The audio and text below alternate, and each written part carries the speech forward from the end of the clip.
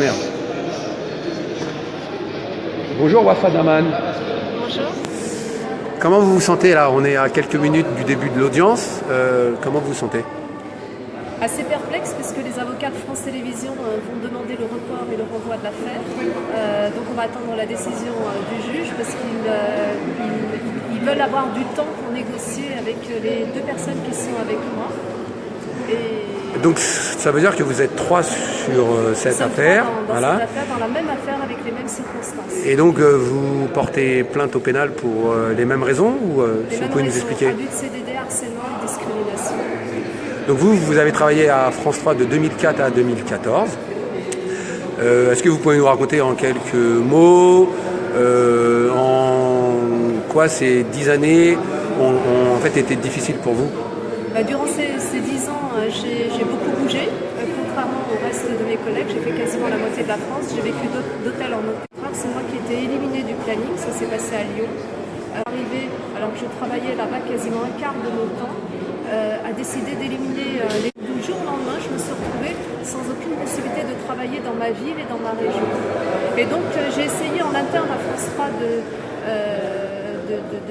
d'atteindre par rapport à l'interlocuteur et conséquent. De ce procès. Je veux juste, premièrement, je veux une réparation acceptable en 2017, donc je demande une réparation. Une personne subie du harcèlement ou de la discrimination, elle a envie de radier quelqu'un du planning. Nous n'avons aucun interlocuteur, aucune explication et aucun recours, et ça, c'est pas normal. Donc en 10 ans, en ce moment-là, vous travaillez aussi? Alors, en 10 ans, j'ai fait 500 contrats, ce qui est illégal. J'ai 1800 jours travaillés, ce qui est illégal. J'ai présenté les journaux, j'ai fait des reportages qui ont été diffusés en région et au niveau national.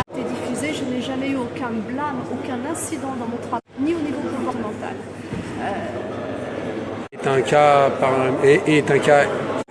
Est-ce que pendant ces d'origine maghrébine ou d'origine africaine? Un confrère qui, dans une région, il est noir et raciste pour moi. Donc oui, il y a de nombreuses personnes qui ont subi ce genre de choses, du harcèlement.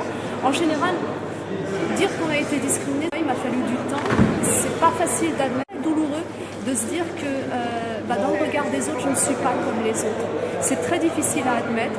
On avale des couleuvres, on le sait, on a grandi avec la discrimination, on est né avec la discrimination.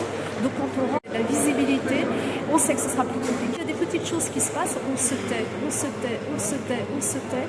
Et puis un jour, il y a cette petite goutte d'eau qui font que certains claquent la porte et s'en vont. Il y en a d'autres qui vont déprimer et qui vont en être malades.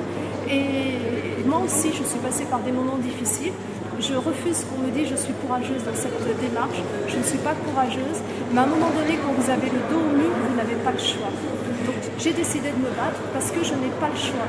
Et j'espère, si ce procès il y a, que ce procès servira. Et j'espère gagner parce que mon dossier est consistant. Parce que c'est particulier. Trouver un bon avocat qui est sensible à la discrimination, ça n'a pas été facile. Donc j'espère que peut-être que je le mènerai après toute seule, servira aux autres.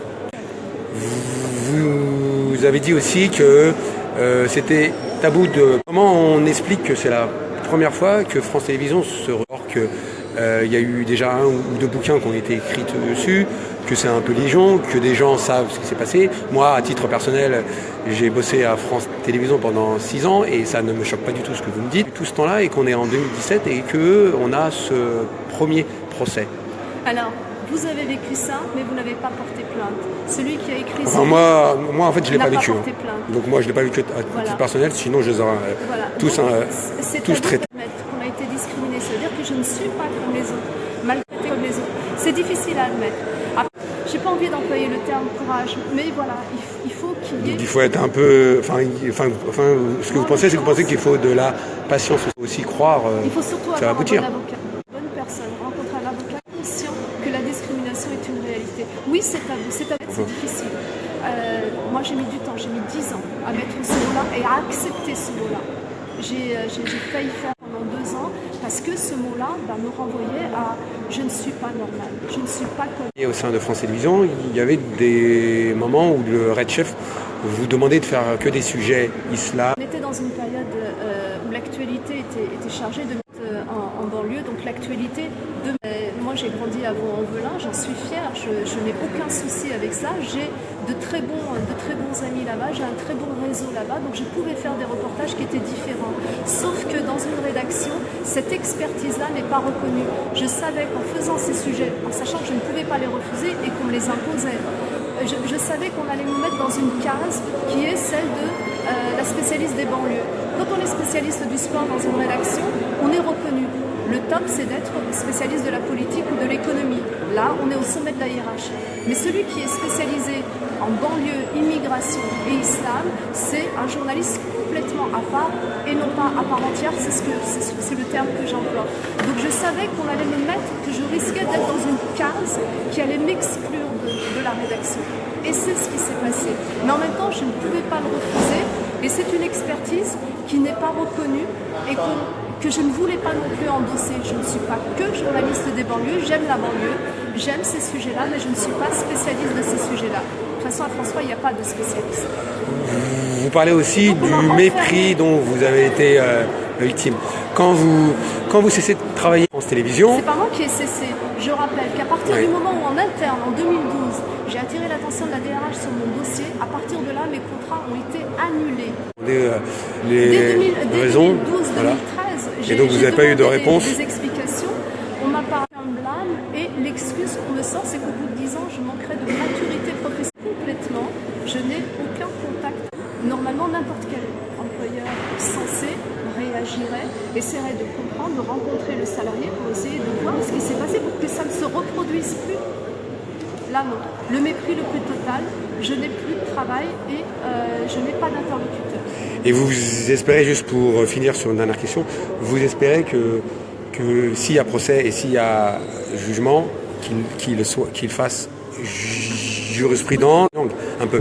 C'est ça aussi. Moi, j'ai été très, très surprise par le nombre de personnes qui m'ont vu de votre premier article, de gens qui m'ont en observateur, en espérant qu'ils auront c'est parfait et qu'il faut le gagner, et France, et qui attendent. Donc c'est ça que je vais peut-être aller voir ton avocat. Il s'appelle comment? Sylvain Roumier. Ah, bah oui. Putain, j'ai une très mémoire. Bonjour, maître. Est-ce que je peux vous poser 2-3 petites questions, si ça vous dérange pas, maître? Donc vous êtes l'avocat direct, c'est pour ça. Bonjour, donc en gros, plus en termes techniques, parce que Wafa est donc, elle a plutôt parlé en quelques mots. Comment vous jugez cette affaire? La discrimination, elle est établie. Enfin, je sais que vous avez un peu un droit de réserve, mais comment vous la jugez cette affaire? Et est-ce que c'est la première fois que vous plaidez pour ce genre d'affaires? Non, il y a d'abord, dans cette affaire, il y a plusieurs volets. Il faut être précis. Il y a le prélèvement et aussi une audience qui concerne un volet pénal.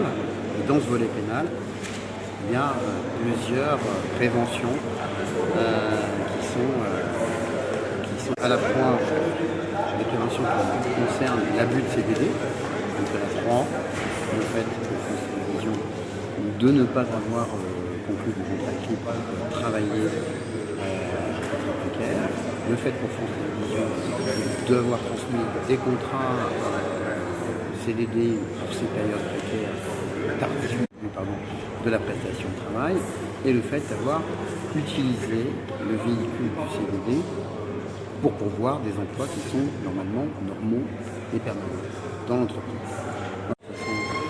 Le nombre de journalistes à France Télévisions ne bouge jamais.